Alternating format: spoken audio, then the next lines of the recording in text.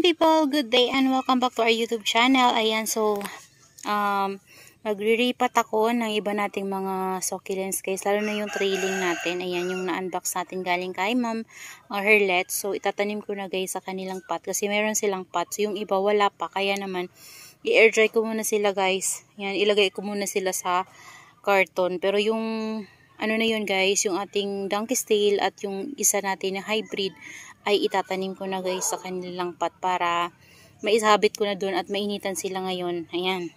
So, let's start guys. Guys, ito yung una natin na itatanim. Ayan siya. So, dito natin siya itatanim. So, ang gamit ko sa kanya guys ay garden soil and fresh na rice hull. Ayan. So, yan yung gamit ko sa kanya. Tanggalin natin to. May nalagas pa rin eh. Yan, natural na yan guys. Imagine ba naman 6 days yung shipping ng ano natin. Meron pa mga buo-buo guys na garden soil. Kasi nung kumuha ako nito medyo basa yung yung lupa. So yung ito, nilagay ko medyo moist. Ayan, dinagdagan ko lang ng konting garden soil na pinong-pino talaga. Pero ito guys, nalalambot din yan kapag diniligan natin.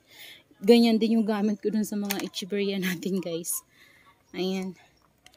Lalambutin yan kapag nabasa na siya. So, yung una natin na itatanim ay yung makapal talaga. So, meron siyang mga nakahiwalay. Ayan na ito. Ayan, ito buo to guys. So, ilalagay natin to sa center. Ayan, dito.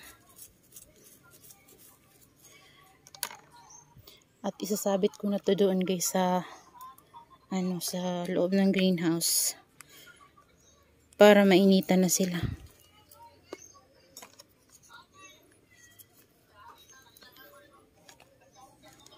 Yan. Pasensya na guys, nagagalaw yung ating camera kasi nasa upuan to nakapatong.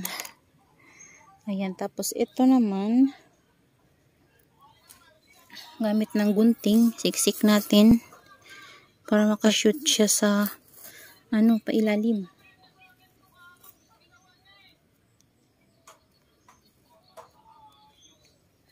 Kasi kapag hindi natin ginamitan ng gunting, siya sa ilalim. Shoot pa ilalim. Makashoot talaga na. Ayan, daming nalalagas na leaves. Yan. Shoot lang natin yan guys dyan. Dito din. Kasi pilit kasi ito eh. Pero grabe to ang lash nito. Ay. Mabigat. Dito guys. Pasensya na. Hindi yung mata makita na maayos. Yan. Tapos, ito. Wala pa kasi guys pot nung iba natin na succulent. So, mayroon pa ako ditong extra to. Malaki siya para sa kanila. Lola ko na guys, gusto kong itanim sa medyo malaki-laking pot. Ganito kalaki. Kaso lang, lumiit siya. Kasi nga, diba, ang daming mushy leaves. Dahil sa delay ng LBC. Hindi naman guys delay. Hindi naman magiging ganun yung lola natin. Ayan. Tanim na natin siya. Sana mapalago ko to guys. Ayan. Pansin ko kasi guys, yung mga donkey's tail and burritos ko. Ganito yung ginawa ko sa kanila. May garden soil, tapos yung mga compost guys na galing sa pinagsunugan. Yun yung nilagay ko sa kanila. Tapos may rice hull. And then, fresh na rice hull. Hinalo ko din dun guys. Ngayon mataba sila guys. At hindi sila nag-inarte sa akin. So, kaya naman, ganun din yung pagtatamna natin ito. Ayan. So, dun tayo guys sa next. Ayan, napakakapal nito guys. Oh, diba? Ayan. Tatanim din natin siya sa ganong soil mix. So, may lupa siya. May buo-buo pa na lupa. Pero, carry lang yan. Ganyan din yung pinagtaniman ko sa kanila. dati. Pero okay naman guys yung aking mga burrito at saka donkey's tail. Dito nga sa soil mix na to na ko sila na nag-tribe. Kasi talaga dati guys, gumaganda siya tapos bigla siyang papangit ulit. Naglalagas, lalo na guys kung kung masobra nyo siya sa init. Yan, dahil mayroon tayong net, okay lang naman sa kanya yun guys na mainitan sila. Yan, maraming naglalagas na leaves pero carry lang yan guys. Ito lang, medyo nahirapan ako nito talaga. Kasi parang malalaglag siya. Yan, hindi ko maintindihan kung paano ko siya ilalagay. Yan, kailangan niyang ma-shoot sa ilalim.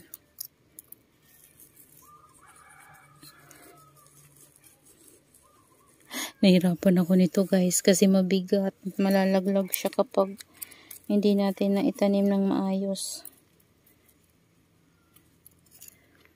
Ano ba yan? Ang hirap. So, itanim ko nga guys muna kasi naano ko sa camera kasi baka malaglag. Guys, naayos ko na yung ating tail. Ayan o. Nilagay ko na din dito yung mga nalaglag na mali. Pinisiksi ko dyan guys. Kasi yung nabali, tinusok ko lang din dyan guys. Dumi na ng kamay ko. Ayan. Okay naman sila. Ganda. At super lush. Ganda niya guys. Oh. Yan. Tapos ito yung isa. Oh.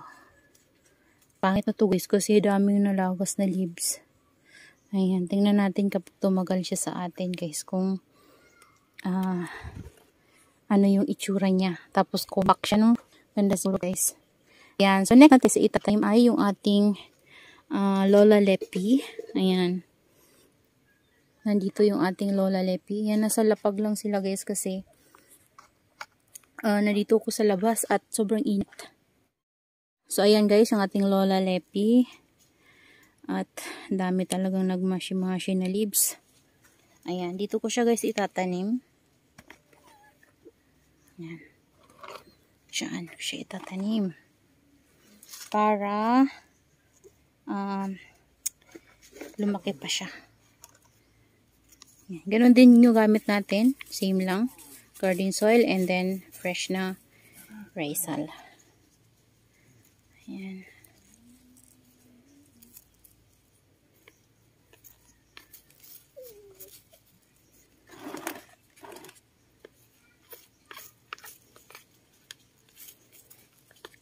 Araw lang katapat nito guys. Para gumanda sila. At gumaling agad. Ayan. O, diba? Sure. Ang ganda na ni Lola Lepi. Nakatanim na siya sa ating malaking pot. Yan. So, 3 lang sila guys na maitatanim natin ngayon kasi wala akong ibang pot para sa kanila. So, ayan na guys yung napat natin galing kay Ma'am Herlets. So, 3 lang sila na maipapat natin kasi nga wala na akong pot. So, silang 3 lang muna. Ayan. So, yung iba ipat natin kapag mayroon na tayong pot.